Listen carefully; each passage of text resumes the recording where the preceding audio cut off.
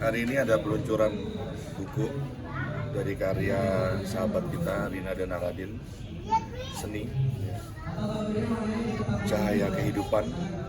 Ini buku yang penting untuk menjadi panutan bagi orang-orang yang mungkin kehilangan arah, kehilangan jalan, kehilangan tujuannya ya. Mudah-mudahan ini menjadi buku yang lain, buku alternatif. Bang Lid ada pernah mengalami pengalaman seperti di buku ini nggak sih? Ya ada, setiap orang yang menyintai Allah pasti ada ujian ya. Kita bukan hanya ke titik nol tapi min, dan masing-masing memiliki caranya ya. Dan buku ini juga mengenang perjalanan masa-masa itu, di mana saya juga ingin menjadi kekasih Allah. Lalu aku minta kepada Allah, kalau aku ingin jadi kekasihmu, sebenarnya kekasihmu itu ada nggak sih yang masih ada dan masih hidup? Maka mulailah saya diperjalankan untuk menemui para kekasih-kekasih Allah. Baru ini aku tulis ya pagi hari ini.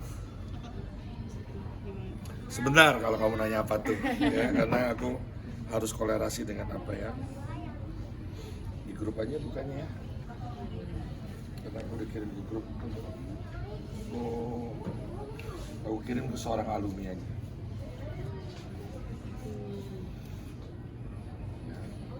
Jadi aku menemui seorang imam masjid Ibrahimi di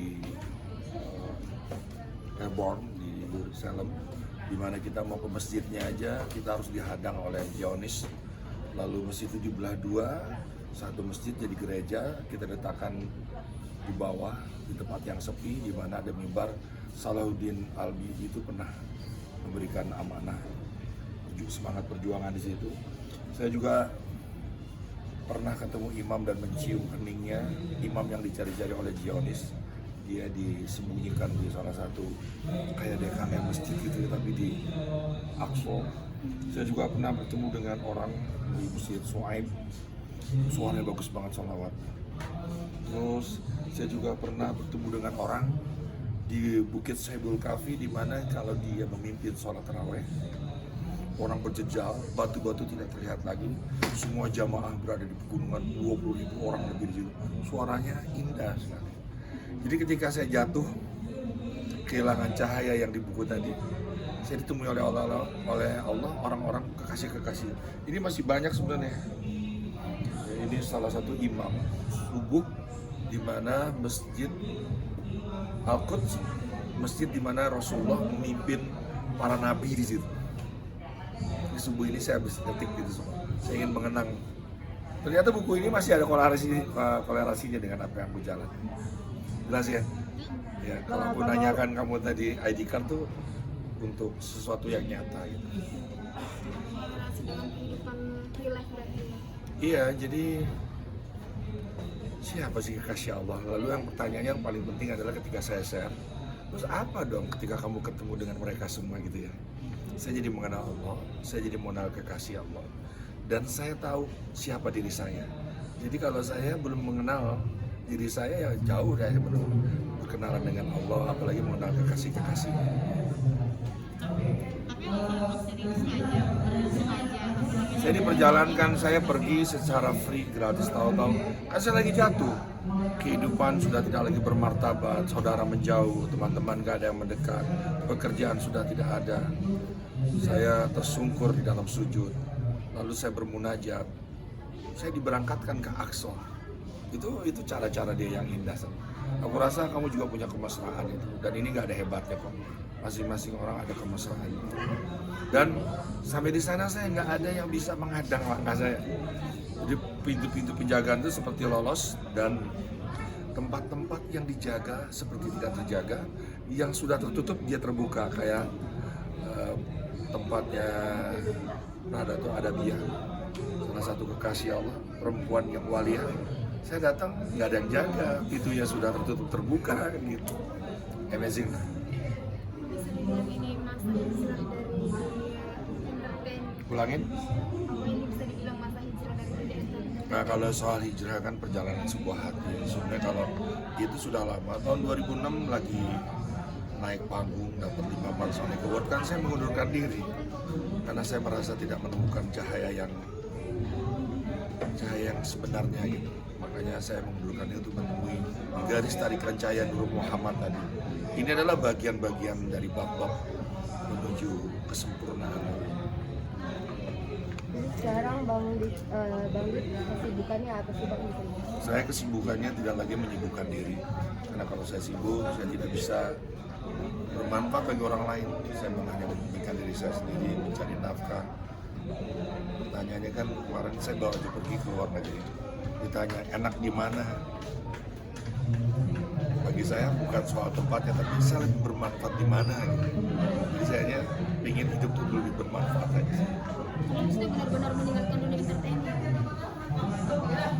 langsung mengambil job juga di dunia. Kalau kamu telepon saya sekarang, kamu nggak bisa telepon saya. Saya nggak ada kota, nggak ada nomornya gitu. Jadi saya hanya bisa hidup kalau di rumah aja. Karena saya harus meninggalkan, bukan meninggalkan gimana ya. Ya udahlah, dunia maya tuh udah. Dik doang tuh harus yakin bahwa rezeki di tangan Allah, bukan dari pengelolaan manajernya, bukan. Udah selesai lah hidup saya itu begitu ya. Kalau kamu tanya begitu itu jawaban saya. Jadi kesibukan saya tidak lagi menyibukkan diri. Apa keinginan saya? Keinginan saya tidak lagi memiliki keinginan.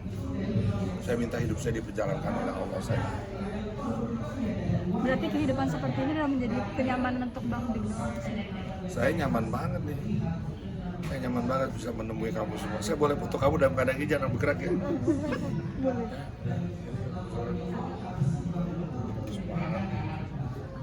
Nah, tuh dua gini. Oke. Ini wajah-wajah kamu semua. Ambil dong. Ya, coba ambil. Nggak pernah ada yang begini kan. Ya.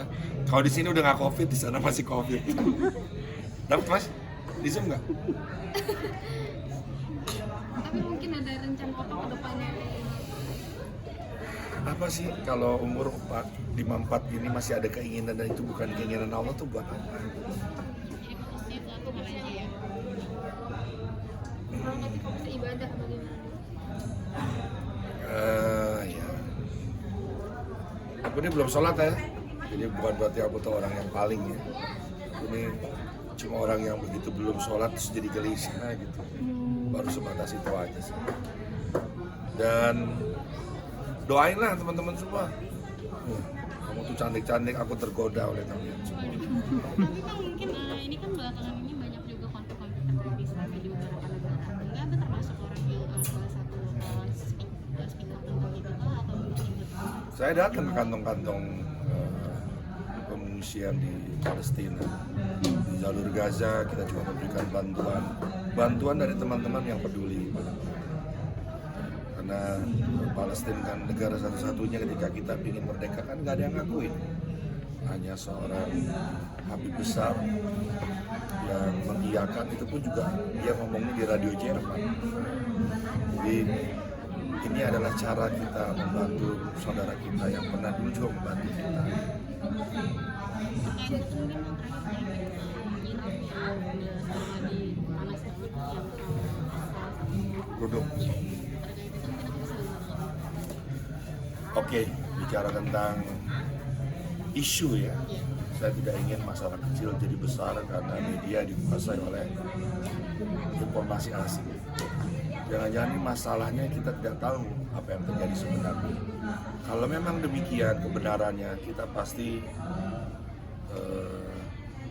simpati ya, kita pasti peduli. Tapi kalau ini menjadi media barat untuk menghancurkan Iran lagi, satu negara yang paling kuat, di mana dia masih berjaya, hanya dihancurkan oleh isu-isu. Kalau ini isu ya, dan saya juga udah melihat beritanya sangat luar biasa sekali. Tapi dibanding dengan kehancuran Islam yang di mana-mana di bumi hanguskan, itu terasa tidak adil. Jadi sekali lagi saya tidak ingin merespon apa yang terjadi. Kalau itu saya belum menyaksikannya sendiri dan saya belum mendapatkan sumber yang terpercaya.